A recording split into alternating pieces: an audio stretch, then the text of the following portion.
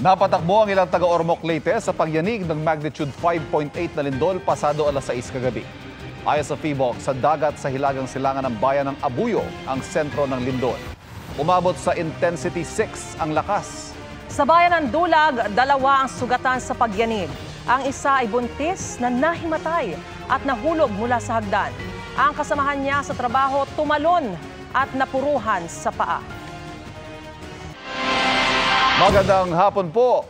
Iginapos, binusalan at ginahasa umanong isang babaeng masahista sa Maynila. Ang suspect na aresto kalaunan matapos mahulihan ng umano'y iligal na droga. Nakatutok si John Consulta, exclusive. Sa pasado alas 6 ng gabi noong April 25 sa isang motel sa Santa Cruz, Maynila, biglang napatakbo paakyat ang 2 lalaking staff ng motel. Yan ay matapos magpasaklolo ang isang babae. Nitong biktima natin, nakatali ang kanyang kamay sa likod, ganon din ang kanyang paa at meron ding busal na tela sa kanyang bibig. Agad tinulungan ng 2 ang babae. Ayon sa pulisya, nagtatrabaho ang masahista ang babae at binuk ang isang lalaki nung araw na yun. Pinapupunta niya sa isang hotel at doon na sana plain massage lang, tinututukan niya ng patalim. Tapos ginagahasan na niya, nire-rape na niya yung ating biktima. Kinuha pa yung kanyang pera at kanyang cellphone at iniwanan doon sa hotel. Naaresto kalaunan ang lalaki na isang habal-habal driver matapos mahulihan ng umano'y illegal na droga. Nakakulong ngayon ang suspect sa MPD Station 3. Nang magkaharap ang suspect at biktima, di nila itago ng babae ang matinding galit sa lalaking umabuso raw sa kanya. Depensa ng suspect. Tinali ko po, pero kumbaga nataranta po ako nun eh. Saan parte mo siya sa tinali? Sa kamay po, sa pa. Para hindi po siya makapagwala. Saan ka siya kumuha ng pantali? Napulot ko lang din po ron sa may mga lalim ng kama. Hindi ko po siya sabihin pong hinold up. Hindi po. Siya lang po yung nagpapadagdag. Gumawa lang po siya ng hysterical. Biniberipika ng Manila Police District kung ang suspect din ang nasa likod ng isang kahalintulad na kaso sa Calabar Zone. Nag-check tayo kung meron pa siyang mga previous na incidents na ginagawa ito. At para malaman natin, makapag-coordinate tayo sa mga lugar na nakakasakop para pwede rin makapag-file ng kaukulang asunto laban dito sa suspect natin. Para sa GMA Integrated News, John Consulta, nakatutok, 24 oras. Halos 7 milyong pisong halaga ng umano'y shabu ang nasabat mula sa isang security officer sa Caloocan. Nakatutok si Nico Wahe.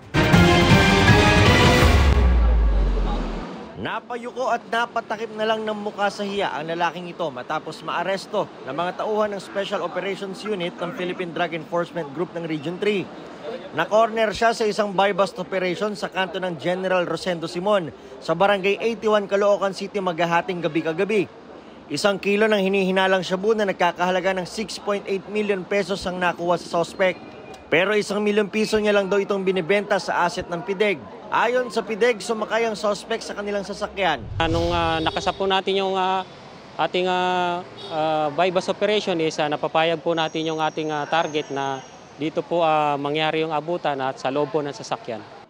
1 buwan din daw ang inabot ng surveillance bago nagkasa ng operasyon. Nagsimula raw yan ang itimbre sa kanila ng isang concerned citizen ang ginagawang pagtutulak ng suspect na isang security officer. Mga taga-Kamanava area ang karaniwang parokyano ng suspect. Na-monitor po namin mula dito po sa Caloocan and then umaabot din po sa Malabon dahil taga-Malabon po itong tao. No comment na lang ako, sir. Nakakulong ngayon sa Caloocan City Police ang suspect. Para sa GMA Integrated News, Nico Wahe, nakatutok, 24 oras. Nakapiit na sa New Bilibid Prison ang negosyanteng si Cedric Lee. Mula sa tanggapan ng NBI sa Quezon City, inilipat si Lee sa Bilibid. 5 araw siyang mananatili sa quarantine cell at hindi pwedeng tumanggap ng bisita. Halos 2 buwan naman siya sa Reception and Diagnostic Center ng Bilibid habang hinihintay ang classification kung saan siya i-detain. Noong Huwebes, sumuko si Lee sa NBI matapos ibaba ng korte ang sentensyang reclusion perpetua o 40-year imprisonment sa kanya, kay Denise Cornejo at 2 iba pa kaugnay sa kasong illegal detention for ransom na inihain ng aktor at TV host na si Vong Navarro. Iaapela ni Lee ang hatol. Ngayong tag-init, mabilis mapanis ang pagkain na posibleng maging sanhi ng pagkakasakit. ang ilang kontra-panis tips. Alamin sa pagtutok ni Von Aquino. Sa South UP sa Maguindanao del Sur, mahigit 80 ang naospital dahil sa kinaing ginataang manok sa isang tribal wedding. Ang mga biktima nakaranas ng pagsusuka, pananakit ng tiyan, pagdudumi at pagkahilo.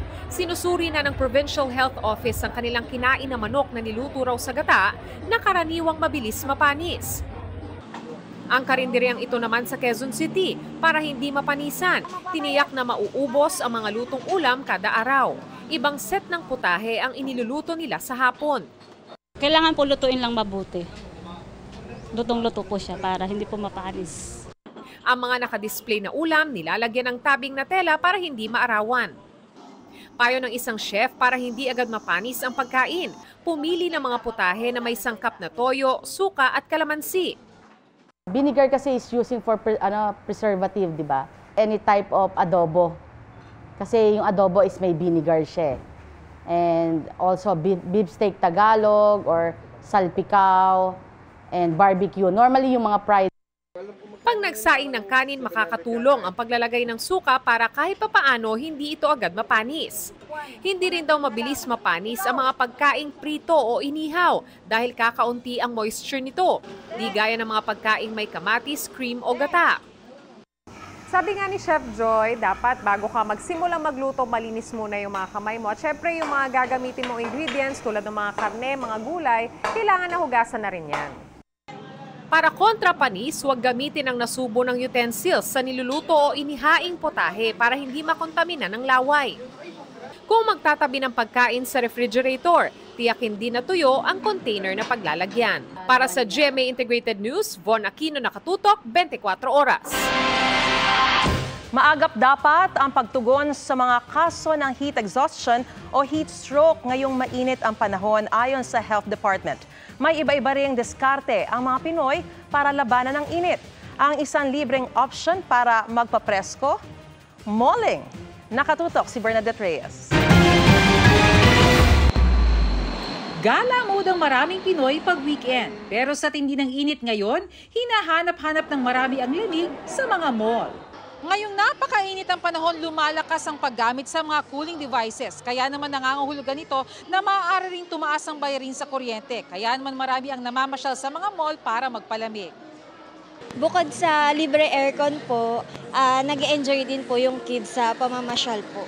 Bukas yung aircon ng hapon hanggang gabi. Pampapresko naman sa ilang taga Valenzuela ang dalawang dineploy roon na libreng mobile shower. Ginagawa po namin to para matulong, para maibsan din po yung init na nararamdaman nating mga kababayan at mga taga Valenzuela. Nakakainit kasi ng ulo ang init ngayon, nasa bahay man, paaralan o trabaho.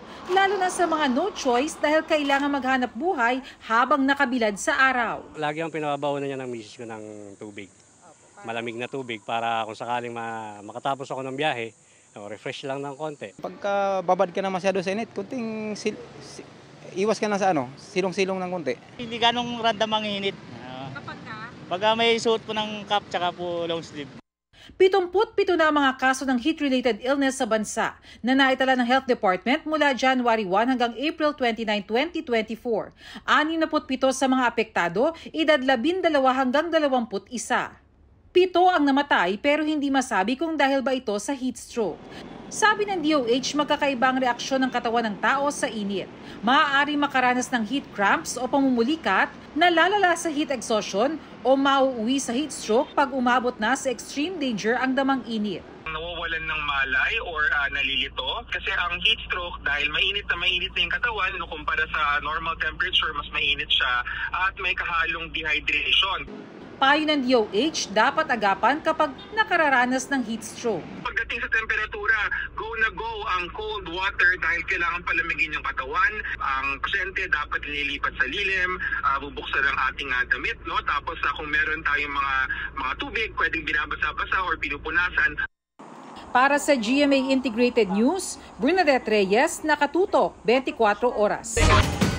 Armado ng baril ang residenteng ito sa Cabadbaran, Agusan del Norte. Ang pakay niya, mapaalis ang kobra na pumasok sa bahay. Pero palaban ng kobra at ilang beses na nagtangkang manuklaw. Nang lumabas na ito mula sa ilalim ng upuan, binagsakan ang ahas ng hollow block. Nang hindi na ito gumagalaw, hinila at pinagahampas ang ulo ng ahas gamit ang pala. Ayon sa residente, nakita ng kanyang anak na edad 2 ang ahas na nasa likod ng kanilang pinto. Ayon sa eksperto, karaniwan lumalabas sa mga ahas kapag mating season o kung matindi ang init. Paalala niya sa publiko, huwag itong patayin kung hindi naman banta sa buhay. Paliwanag ng residente, naging agresibo ang ahas, pero hindi raw nila intensyong patayin ito. Sa Zamboanga City, isang sawa ang bumulaga sa mga estudyante sa Ayala Central School. Bumaba ito sa pader at nawala pero nahuli matapos ang 2 araw. Dinala sa DNR ang sawang may habang 12 talampakan. Sa gitna ng mainit na panahon, kabi-kabilang sunog ang naitala sa ilang probinsya. Kabilang sa mga nadamay ang 2 aso at 2 Philippine Cobra na naabo sa sunog sa Davao del Norte at Camarines Sur. Nakatutok si Jonathan Andal.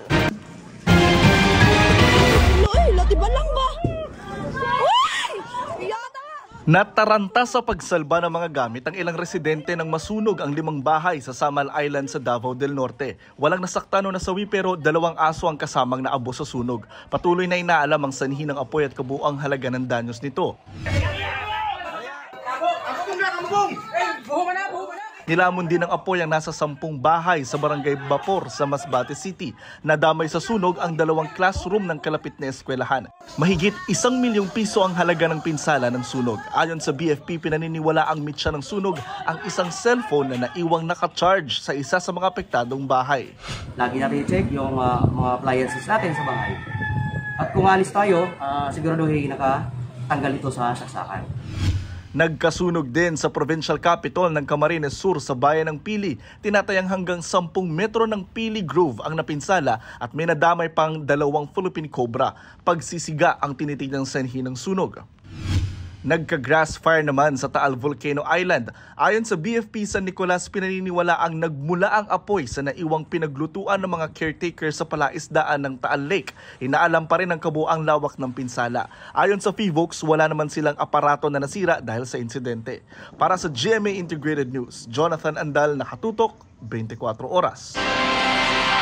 Good news sa mga motorista, may aasahan ulit na oil price rollback sa susunod na linggo. Sa tansya ng kumpanyang Uni-Oil, bababa ng 70 hanggang 70 sentimo ang presyo ng kada litro ng diesel at 50 hanggang 70 sentimo sa kada litro ng gasolina. Ayon sa Oil Industry Management Bureau ng Energy Department, bunsod ito ng inaasahang paghupa ng tensyon sa Gaza at pagtaas ng oil stocks sa Amerika. Nakatakdang ilipad sa Saudi Arabia ang conjoined twins mula Davao del Norte. Libre silang pauoperahan ng gobyerno ng Saudi Arabia para mapaghiwalay. Nakatutok si Von Aquino. Magkadikitang tiyan at iisang atay ng 1-year-old conjoined twins na sina Akiza at Aisha Yosof mula Panabos City, Davao del Norte. Ayon sa kanilang ina, pagkasilang sa mga anak noong December 2022, humahanap na sila ng tulong para mapaghiwalay ang dalawa. Sobrang hirap po, ma'am, lalo na po pag nagkakasakit po sila. Kasi sabay-sabay po. Minsan po naiisip ko po na sumurrender, ganun po, pero hindi ko po talaga ginawa. Pagtungtong ng 5 months ng kambal, isang Saudi national na pinuno ng Islamic Foundation ang tumulong sa kanila. Nakita po kasi nila yung bata sa CCTV. Yun, nagtuloy-tuloy na po yung tulong niya po. Nirecommend niya po kami dun sa government po ng Saudi. Nitong Pebrero, inaprobahan ni King Salman bin Abdulaziz Al Saud ng Saudi Arabia ang libreng operasyon para mapaghiwalay ang kambal.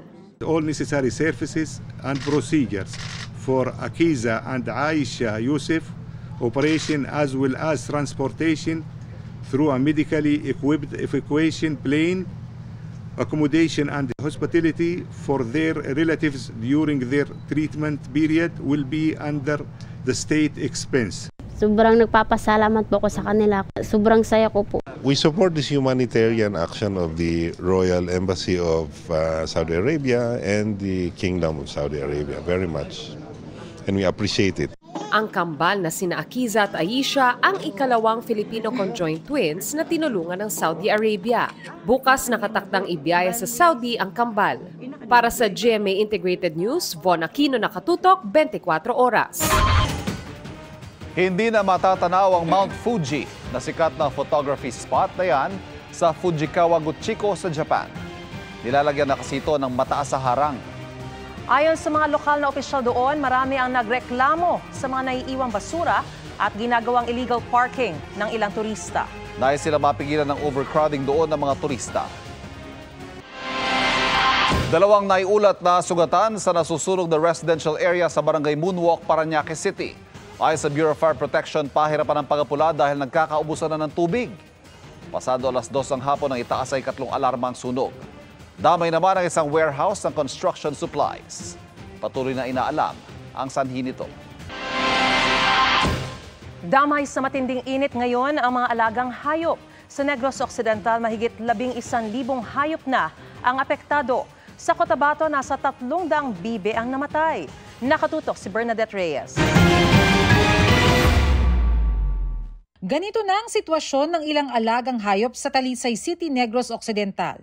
Nangangayayat, nanghihina at halos hindi na makatayo, ang ilan namamatay na. Sabi ng ilang may-ari, nawawala ng ganang kumain ng mga alaga dahil sa matinding init. Ang bilang ng apektado sa buong lalawigan, 11,000 ayon sa Provincial Veterinary Office. Kaya ang solusyon ng mga taga-Aglipay, Quirino sa kanilang mga kalabaw, isilong sa mga puno ang mga kasanggang hayop sa palayan. Pag hindi na kaya, ibinibenta na lang para mapakinabangan. Sa Cotabato, Calvario rin para sa mga bibe ang maliliguan. Sa tindi ng init, natuyo na ang kanilang nilulubluban. Ang resulta, 300 bibe sa bayan ng Lang ang nangamatay. Pero ang mainit na panahon, hindi lang sa mga hayop ang kalbaryo. Ang 100 mangingisda kasi sa Batangas City, umaaray na sa pagkalugi. Wala na raw silang mahuling isda. Natatakot din daw ang ilan na baka ma-heat stroke. Hiling nila sa gobyerno ayuda o di kaya'y cash for work program habang umiiral ang El Nino. Sabi ng Provincial Agriculture Office, nakikipag-ugnayan sila sa DSWD. Para sa GMA Integrated News, Bernadette Reyes, nakatutok, 24 oras. Sa kamay mismo ng kanyang ina, bugbog sarado ang isang batang 8 taong gulang sa Quezon. Minamaltrato siya sa kampo ng CAFGU kung saan sila nakatira at nagtatrabaho ang kanyang mga magulang. Nakatutok si John Consulta. Tad-tad ng mga sugat, puro pasa at namamaga ang mukha. Ganyan ang sinapit ng 8 taong gulang na si Miriam, di niya tunay na pangalan. Ang itinutulong na nakit sa kanya, sarili niyang ina. Parehong member ng Citizen Armed Force Geographical Unit o CAFGU ang kanyang mga magulang.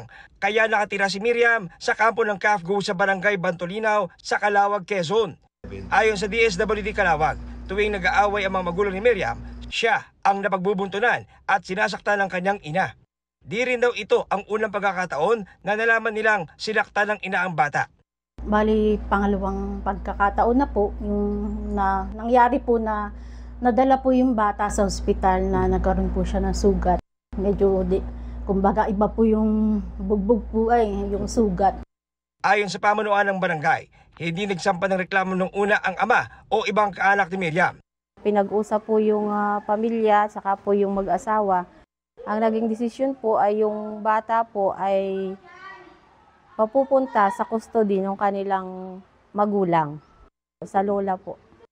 Makalipas ang ilang buwan, kinuha ulit ang kanyang ina si Miriam hanggang sa muli niyang sakta ng bata noong May 1. Sa tindi ng mga tinamong sugat sa ulo, katawan at mukha, halos di na makapagsalita sa sakit ang bata na puno rin daw ng takot.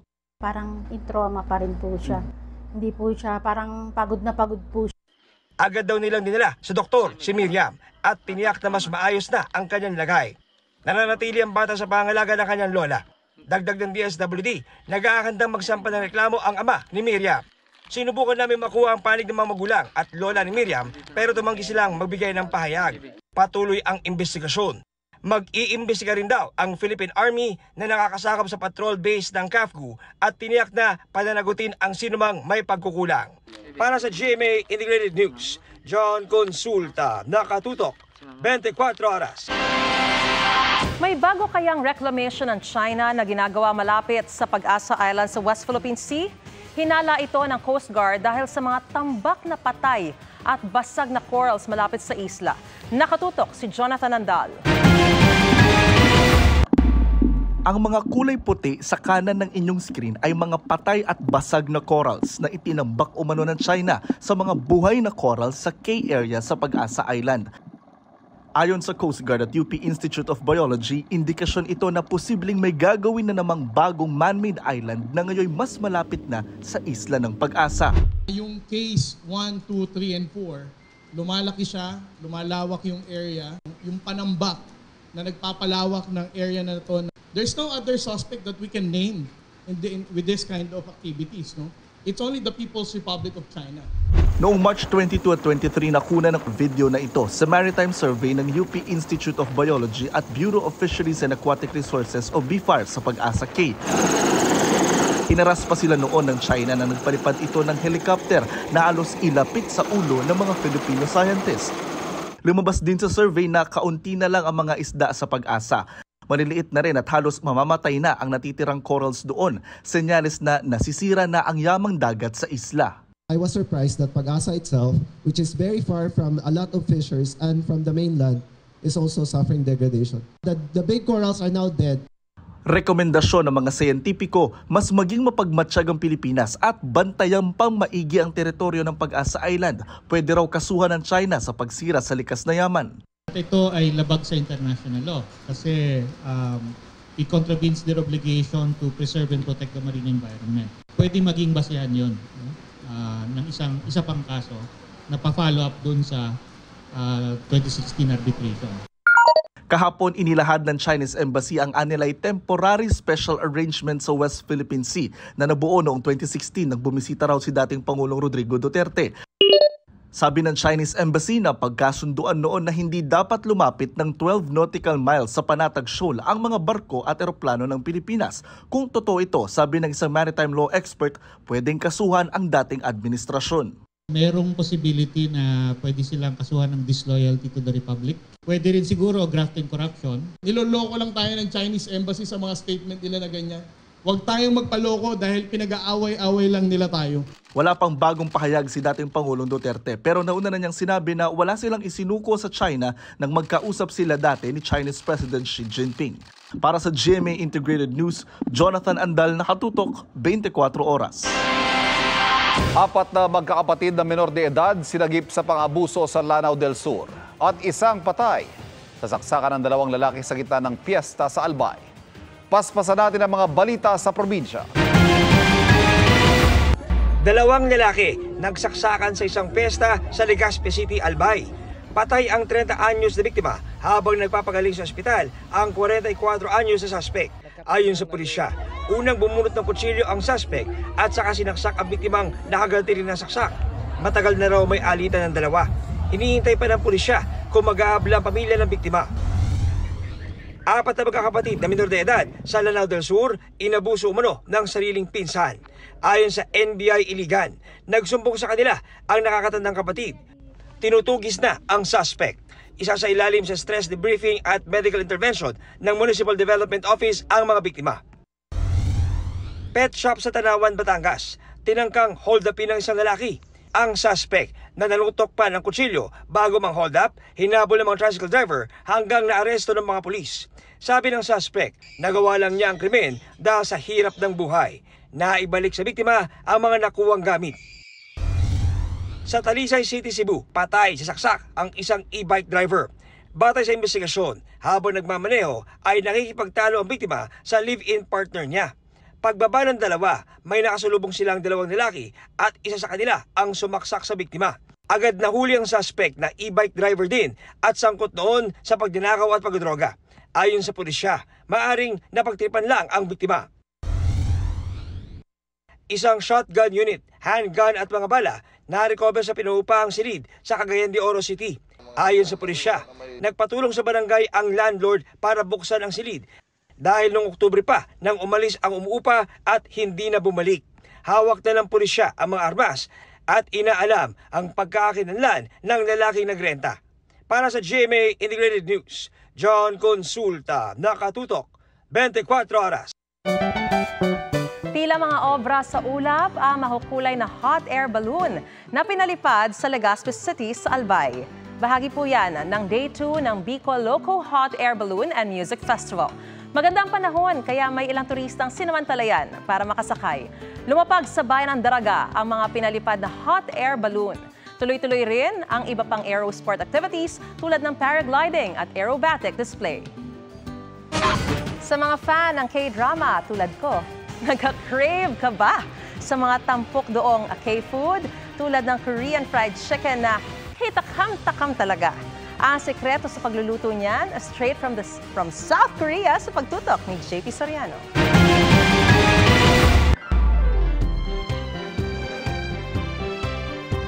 Pang K-drama ang nadiskubre ko rito sa Itaewon sa Seoul, South Korea. Kainang naghahain ng mga paboritong craving ng ilang karakter gaya sa Crash Landing on You at My Love from the Start. Ang Korean fried chicken. 매력적으로 다가가지 않을까 생각합니다. So we believe that the chicken became more appealing to the public because it is included in the contents. It is together with the stories. Experts mismo ang nagturo sa akin mula sa paggawa ng butter o yung pagbababaran ng manok. Paghalo ng sobrang lamig na tubig sa espesyal na harina. Sikreto sa lutong ito.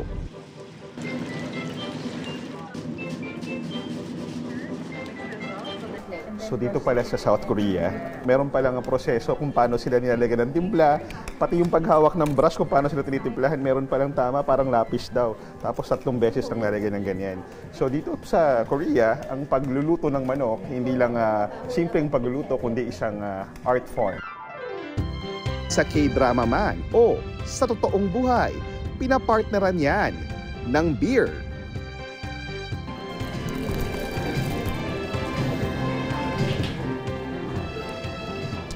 Nakinig kasi ako kaya masarap yung timpla.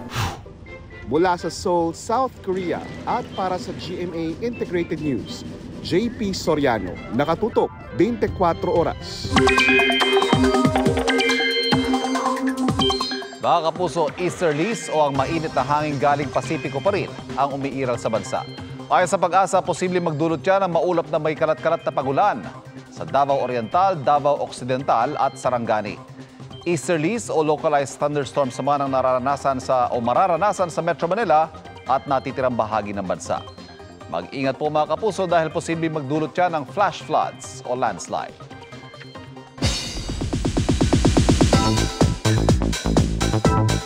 Going crazy na ang Philo Treasure Makers ngayong ilang oras na lang bago ang concert ng Treasure ngayong gabi. Pero bago yan, nakichikahan ko ang kanilang members. Watch this.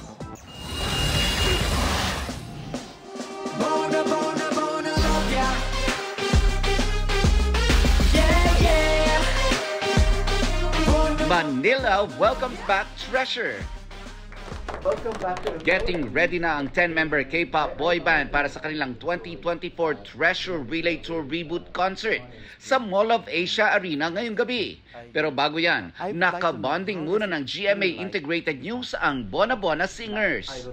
Sa kanilang pagbabalik bansa, isinare nila ang mga naaalala nilang salitang Pinoy. Kumusta? Kumusta? Kumusta? Mahal kita. Mahal. Mahal kita. Salamat. Wow. Looking forward na raw ang Treasure para pasayahin ng kanilang fans, ang Tume o Treasure Makers. May kaibahan daw ang kanilang 2024 Relay Tour Concert Reboot. 청순한 이미지에서 되게 어른이 돼서 Just like the album name, Reboot, nag-reboot po sila ng image nila from fresh to mature Treasure. Kaya ito po yung iba sa the previous tour, sa tour this year. Kaya please look forward to our concert. Sa dami ng binibisita nilang bansa, meron daw silang iisang must-have sa kanilang travels.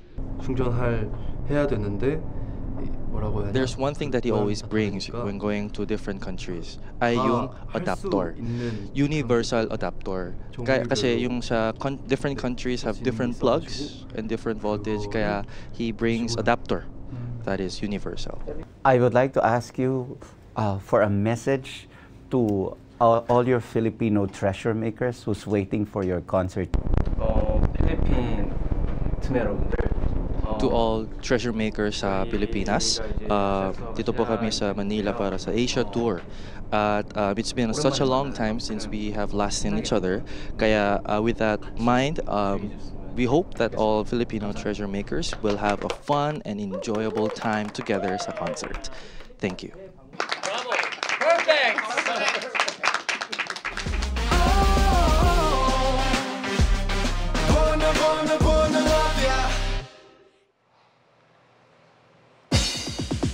And that's my chika this Saturday night. Ako po si Nelson Canlas. Ivan, Marie?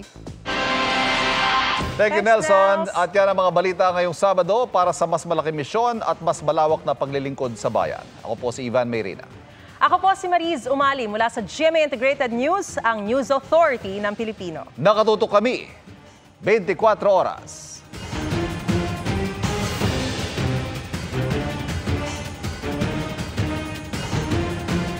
Magandang balita mga kapuso, kahit ano pa man ang oras, mapapanood ang 24 Oras Weekend at iba pang newscast sa youtube.com/GMA News. I-click lamang ang subscribe button. Sa mga kapuso abroad, maaari po kaming masubaybayan sa GMA Pinoy TV at www.gmanews.tv.